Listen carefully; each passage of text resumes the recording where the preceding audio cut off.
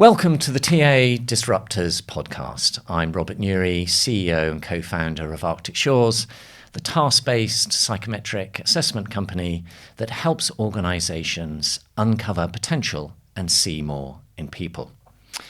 And this is the start of our third podcast series where we'll be focusing on Gen AI and, in particular, the use of Gen AI by candidates.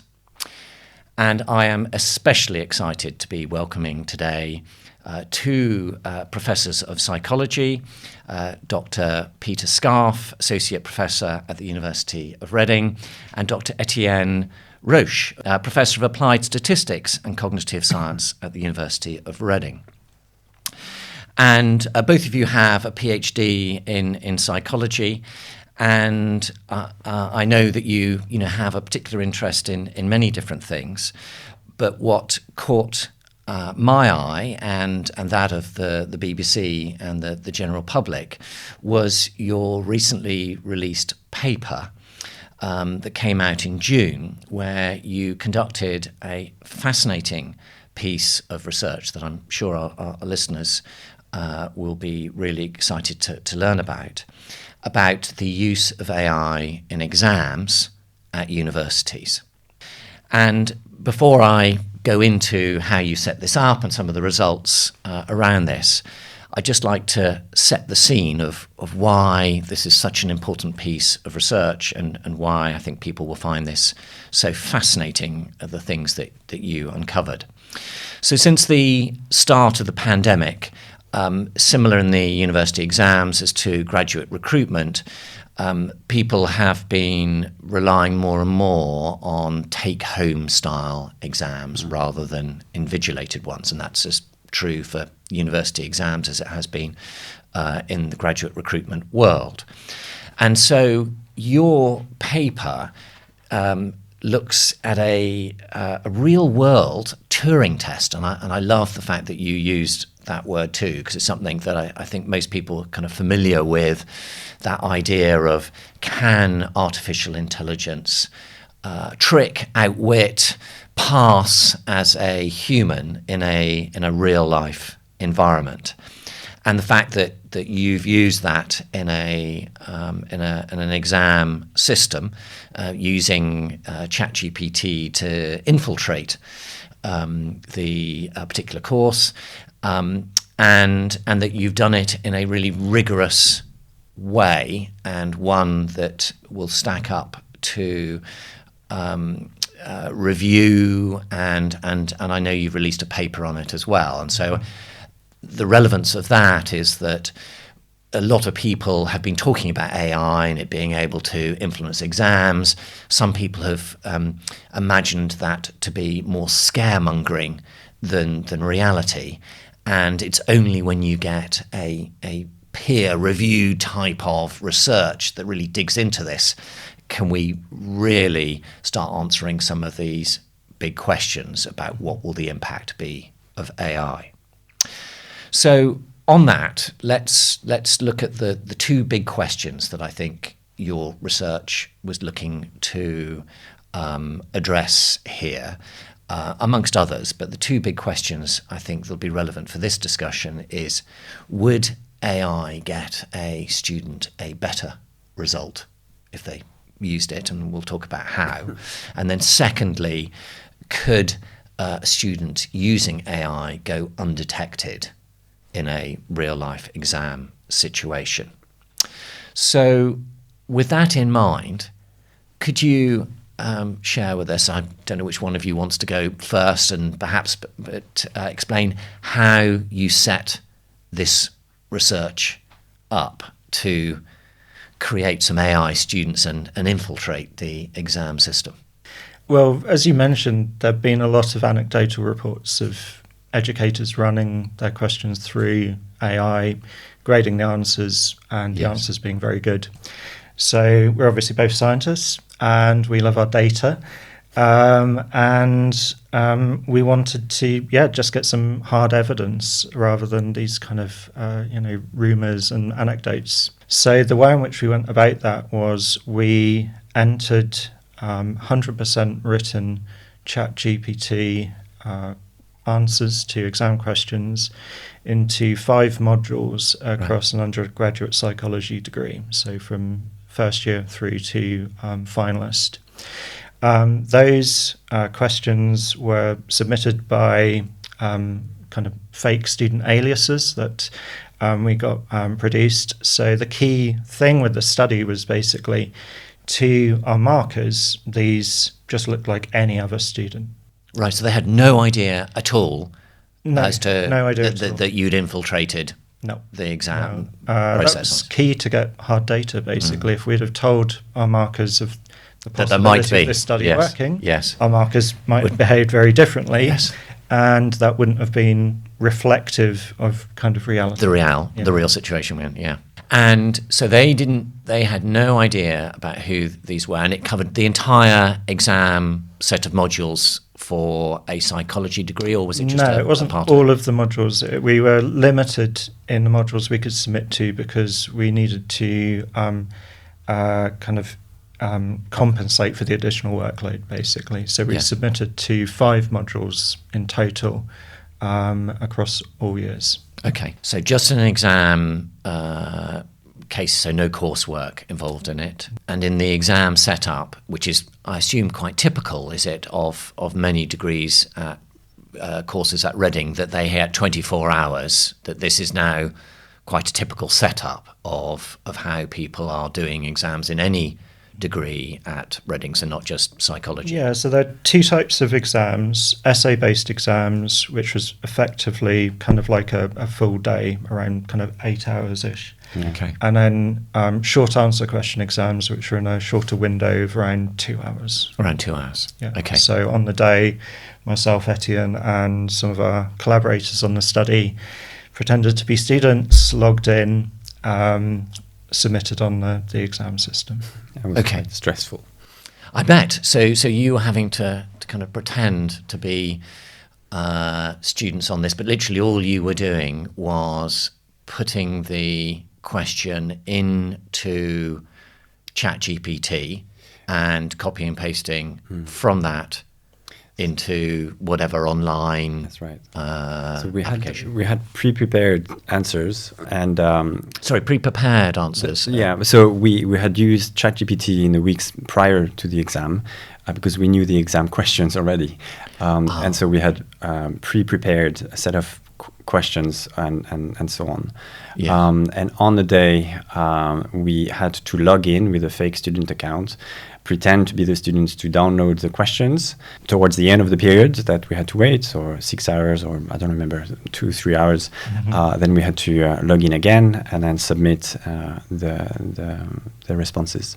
How much manipulation of the responses did None. you do? Because none. Because whatsoever. people are just going to assume, hang on, you're professors. Of course you're going to be able to look at ChatGPT, add a slightly better topping and tailing of it. And so naturally, but you didn't do any of that. None whatsoever. I think we would have, but it was such a lot of work that we didn't have time to do that anyway. Yes. But and so that's actually a good thing for the study because it demonstrates that even the lowest quality of ChatGPT, purely copy-paste from ChatGPT into the exam system, led to these results. Clever students who would cheat a little bit, or and I'm sure we'll speak about that, how we integrate Gen AI into the teaching and learning experience.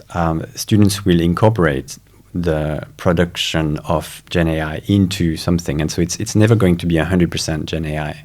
Yes, that's the kind of interesting bit on this. So you were using just the raw response, and one of the questions that sort of struck to me as I was looking through your paper on this, because how would you stop the fact that ChatGPT would produce exactly the same? So they could have ended up with 33 exact same, or did... They were very similar. They were similar? Yeah. So if we submitted multiple submissions with the same question, we just used the regenerate button. You just used the regenerate button? Yeah, we weren't in a position to kind of mimic how a student would potentially edit, so we just didn't. Yes. In some senses, though, students' work is quite self-similar because they're taught the same material, they go to the same lectures, they read the same papers and things like that. Yes. But yeah, if you looked at the AI output, it was very self-similar to one another. And you used simple prompts, so you're not, experts in prompt engineering. So you weren't in some way operating at a higher level than a typical student were. It was, here is the exam question, and give me an answer in a certain number of words. And it was as simple as that, was it? Yeah, that's right. Yeah. Wow. And did ChatGPT struggle with some of the word counts? Was there, did it make stuff up, or I suppose you didn't really worry about that? It was just copy and paste. Struggled with word counts. Oh yeah, word count was wrong. So basically, in our prompts, we didn't actually state the real word count. So I think for short answer questions, we had to go under because it was a bit more verbose, and then we struggled getting it to generate enough for a full essay. Yes. So we kind of adjusted the words we asked for. But it doesn't really plan its answers, so it doesn't really kind of set out with a word count in mind. It just kind of like just generates it, trundles along, and then when it's happy, it's finished. It's finished. Okay. But with that, we ended up getting questions which were, roughly within the distribution of word counts of typical student answers. And if it stopped, we just say, "Please carry on," and that's it. Oh, and it would just add. That's right. We just add another 1,000 words, and that's it.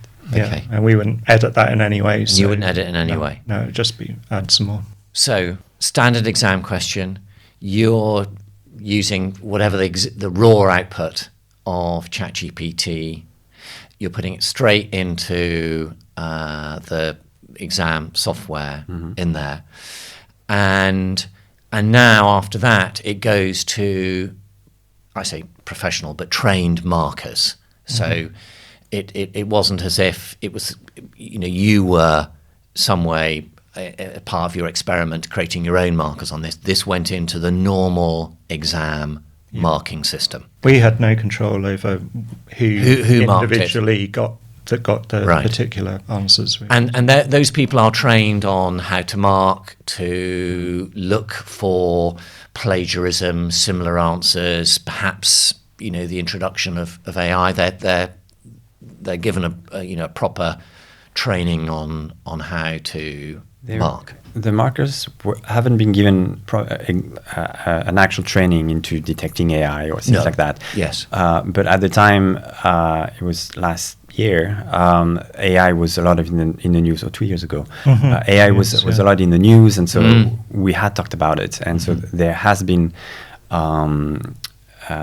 discussions of AI in various forums. The university did put some communication about we need to take care of that and be careful and things like that. Yes. But there weren't a formal training on that. Yes. Indeed, some of the markers would flag some of the scripts as AI. Occasionally they were ours, but occasionally they were just not one of ours. Oh, really? So in some of that. Okay, we'll come back to that in a second. So trained markers going through it, human markers on all this, and there was some plagiarism software in play, because most universities have, I think only for the long form answers, is that right? That they have a piece of software that will cross-check, and University of Reading uses that software and did in this case too. Yeah, that's right. So it went through the same pre-processing of the scripts. The software would give us a percentage of how much plagiarism there is in comparison to a big databases of scripts that they have. But the university was not happy with the automated detection of AI, and so we were not using the plugin for that particular software. Right. For that. Yeah, at the time it was kind of like a beta piece of software. So the particular company were kind of testing it on universities in a way. Yes. It's saying, well, this is a beta piece of software, you can have a go with it if you want. And just quickly on that, then that wasn't very reliable, which is why it was beta and the university wasn't happy in turning it on. Is that right? That it produced too many false positives? Or? It's notoriously difficult to detect AI, both from a human perspective and also a software perspective. And the last thing in the world, a university would want to do is falsely accuse students of cheating using AI when they're not. Yes. So by and large, these kind of systems, these AI detectors, will kind of give you a percentage, we think this is 23% AI written. Yes. What do you do with that? Then you're going to do. Do they give you any threshold? If it's 90%, do they say at that point, we're really certain that AI? I mean, yes and no. I mean, obviously, the system should be more certain then, but AI can be certain about things which are factually not correct. Yes. So it's very hard to do anything at all with that kind of number. Thank you for covering that. And so that's the background to it. Mm-hmm. So I think everybody understands that it was done in a way that felt like a proper Turing test in this. Nobody was aware, and it went through the normal real life process. So let's just look at the results, because I think that's what everybody is then saying, okay, I'm happy now, because I think the results are eye-popping in many ways and groundbreaking. And so let's just start with, first of all, that detection piece. How many of your 33 AI students and their various different modules were actually detected, and how many actually sailed through the system undetected? 94% were undetected. 94% undetected. And we adopted a kind of not lax. By detected, it just had to be that the submission was flagged as being suspicious in some way. Oh, so really loose. It didn't need to mention we think this is AI. It could be this is just oddly written, and this is covering material not in the course. Yes. I think a student might have plagiarized or something like that. If we adopted a more stringent criteria and the flag had to mention AI again in any way, 96% would be detected. And you probably have, I think most people would have thought somewhere between 5 and 10% of cheating going on anyway on an uninvigilated process. So it didn't seem that kind of number that you're talking about there being anything other than what you'd expect in a normal process anyway. So you've inserted a whole load of these AI scripts in there, and it hasn't really probably changed the dial in any way. Did the detect the ones that were detected? It just looked a bit odd, was it, or it? Reasons? It was just they looked odd. I think we had one which said potentially we think this might be generated by AI. Yeah, I think when it was detected, it was not necessarily that particular piece looked odd, more that it looked odd in the context of the others as well. Yes. I remember this one marker who came back afterwards who told us, there was this one piece that I knew I could.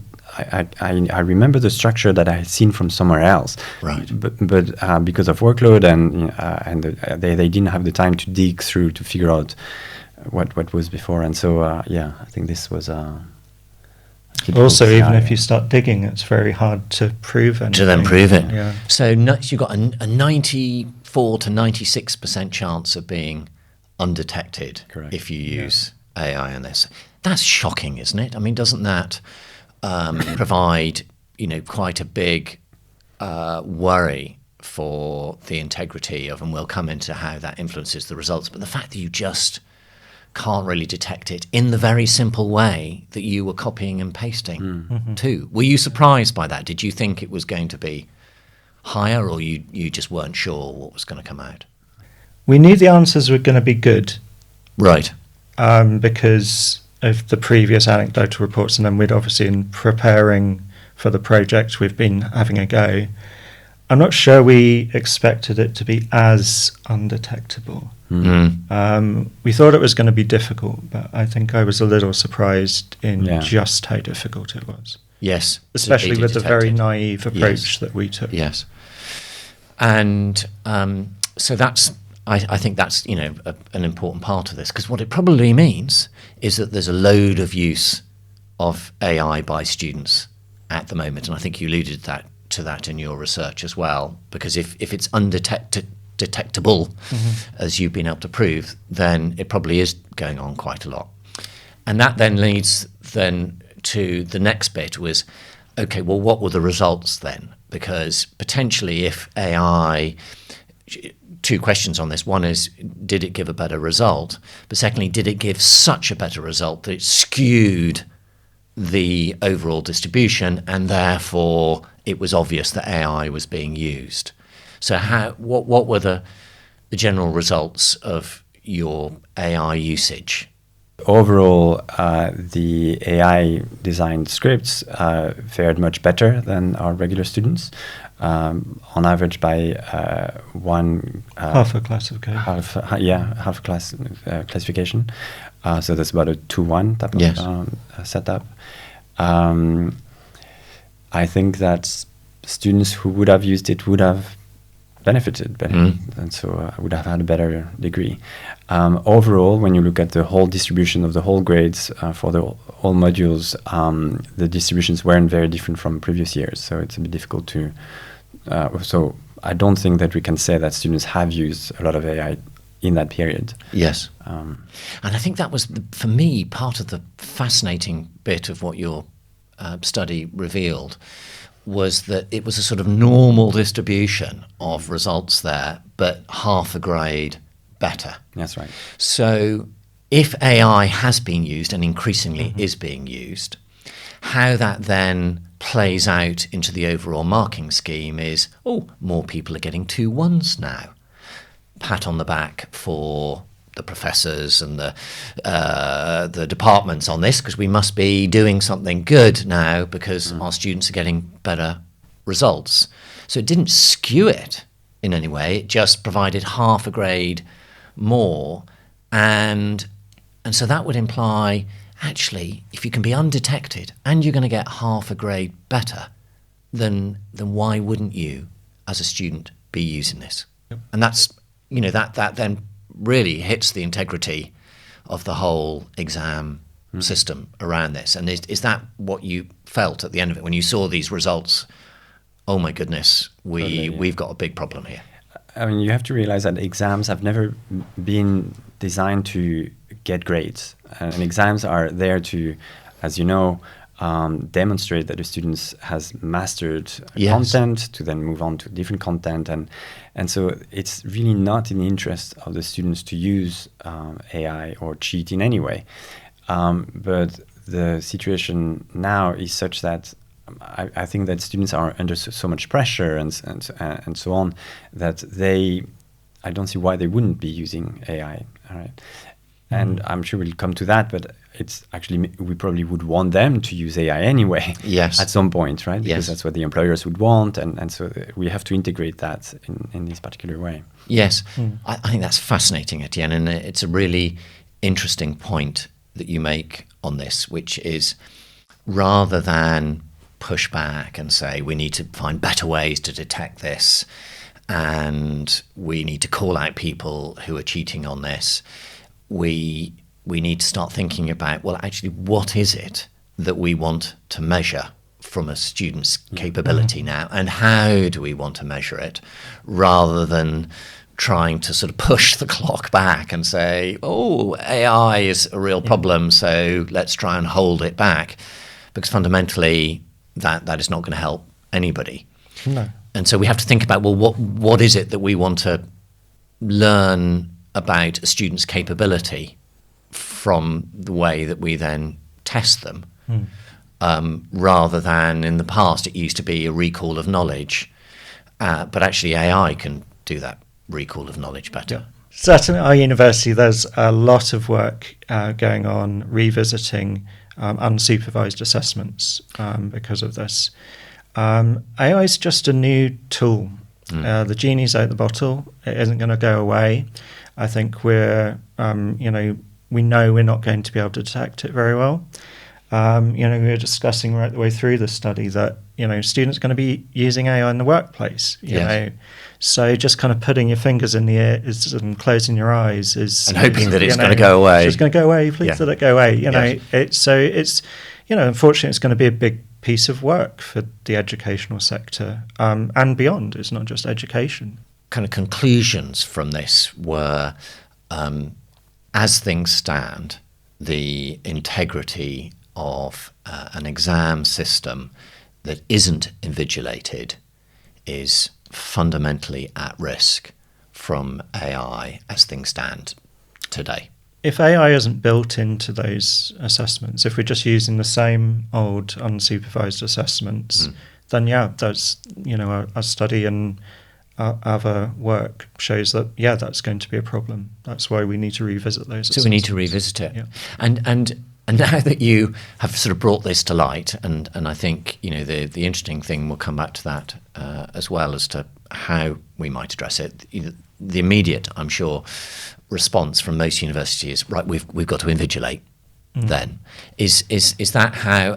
What kind of response, since you've released your research, have you had people reaching out to you saying, "Oh no, Peter Etienne, what should we do?" Or if they'd been trying to sort of pretend that your research wasn't quite as eye-popping as it was?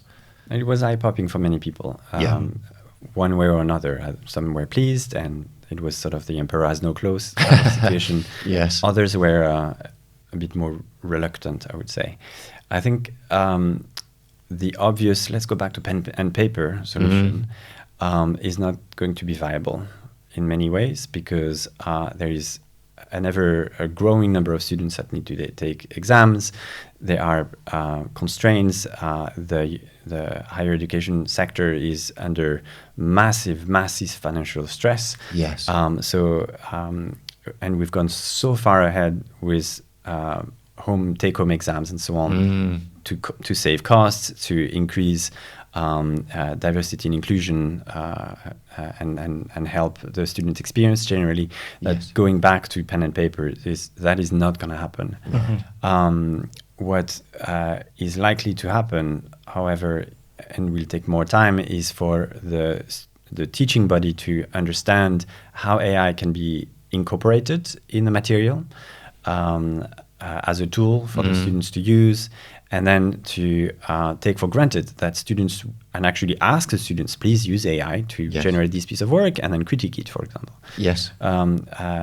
And something like that. But that is going to take a long time, because not everyone knows AI, and AI changes by the minute, right? So you have to realize that the timeline of exams at the university is really, really long. The exams are set over a year and a half before the time when they're supposed to be. Oh, I see. Yes. Right. So we're constantly playing catch up. It will take some time, but I think that's the only So in the meantime, we need to give advice then to students as to what is good use and bad use of AI in exams. Otherwise, we're left in a mess of not being able to know who's used it, who's not used it, whether they've used it to get an extra advantage. And some people thought that it would be cheating and they might be caught and therefore didn't use it. So there seems to me an urgent need to give advice. And are you starting to think, or have people asked you about how do we set out what is good use of AI and what is bad use in an exam situation? Yeah, I think Reading are really ahead of the curve there. So I'm involved in a lot of kind of policy work behind the scenes, working out how assessments at the university are going to look, along with a lot of other people. It's going to be a difficult process. But the feedback we've got from the paper, from academics right up to kind of vice-chancellor level at other universities, has been, this is exactly what we needed. We needed this hard data to, know that this, the extent of the problem, and, what we need to, start thinking about going forward. And just on that, is that a bit of a relief for you? Because I imagine doing a study that you know is going to potentially undermine the integrity of the university's exam system. It's the one output that people are expecting to get from a degree, and they pay considerable money for that.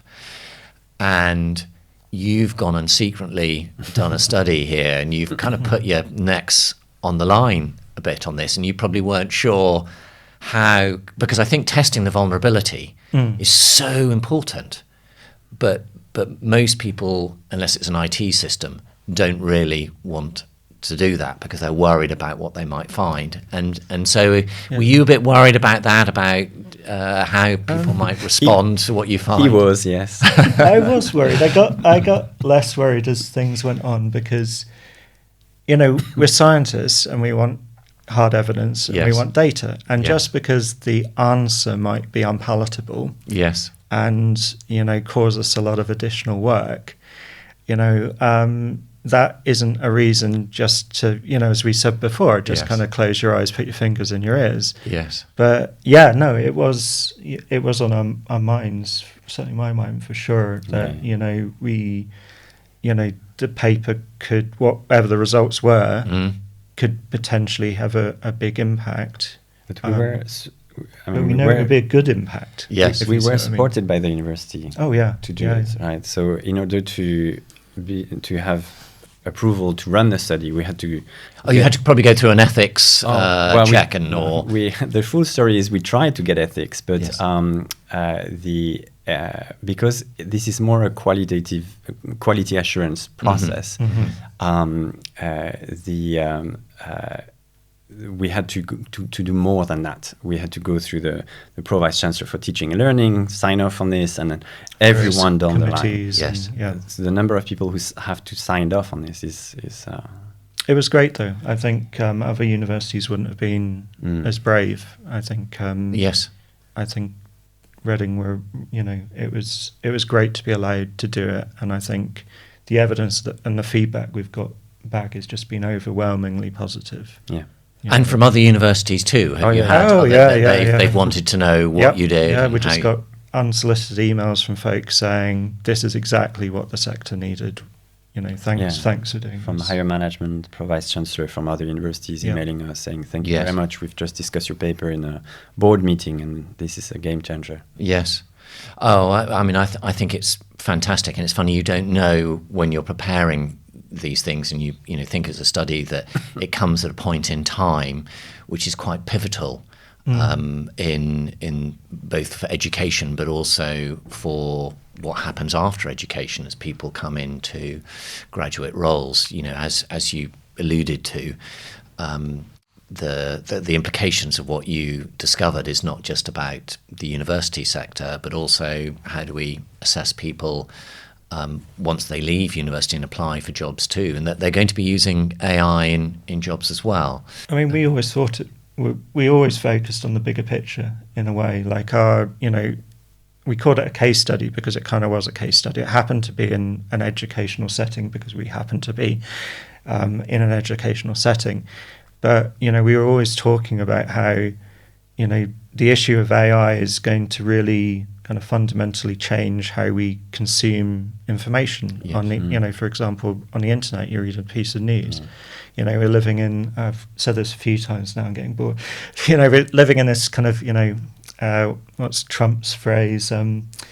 Fake news and alternative truths and all that. I think we're just going to have to be more discerning consumers of information in general. So we always were just looking at that bigger picture. Yes. And I think it's great to kind of conclude on that piece that we've got to embrace AI. If we embrace AI in the right way, we can then think about how that will support the way that society consumes information now, which is very different in an AI world from what it was before. One of the biggest things being, what's true and what's not true, and how do you discern that? And that's really interesting because, a university education used to be, you're going to learn about the truth of the world to some extent. That's what you pick up from it, because you won't be able to pick it up in any other way other than through reading subsequently. Whereas now that information is at your fingertips. So it changes I need to acquire knowledge to then be able to in some way use it or move the world forward, to I need to discern now what is real information and what is fake news, and how do I discern that? It's a different type of problem solving that we'll want education to support. And so just on that note, just how are the things that you think that a psychology degree might change? It's a very broad question. Just on the way here, we were discussing creating a new program that would incorporate AI. And, Yes. I think, as you know, we've always had a mix of different types of assessments. You know, even before AI, coursework, presentations, podcasts, things like that. And I think we'll continue having that mix of different assessments. I think there'll be a really important place for supervised assessments of some description, whatever they may be, not necessarily pen and paper exams. Yes. Where we can guarantee for certain that students haven't had access to AI. Then there will be those assessments where, as Etienne has said, we would have to assume students would be using AI regardless. So we need to build it in. Those assessments will just look different. Yes. The big question, which I would be very rich if I knew the answer to, was, exactly how will we design those? What exactly will they look like? Yes. And that's a tough question. We have to figure that out. We just had to work through it. Yes. AI, I think, took computer scientists by surprise, as to how good it got. So it wasn't as if the educational sector were the only ones who were kind of behind the curve. I think it has really surprised everyone. I think it has, and thank you for sharing everything that you have today. I think it's an amazing piece of research. I'm sure we will look back in time and people will refer to what you revealed on this as being a turning point, that people started to realise how significant AI is going to mean for us going forward, and that there is much more to it than some of the hype that people assumed that it would not live up to. But you've shown that there's some really big things that we need to understand and think about, and that we may not have all the answers now, but we need to be figuring out and talking and discussing and thinking about the changes we need to make, because if we don't make them, we're going to end up in a real mess. And so we have to start planning and thinking about that now. But really delighted to have you on the podcast, and thank you for coming along. Thanks for having us. Thank you for having us.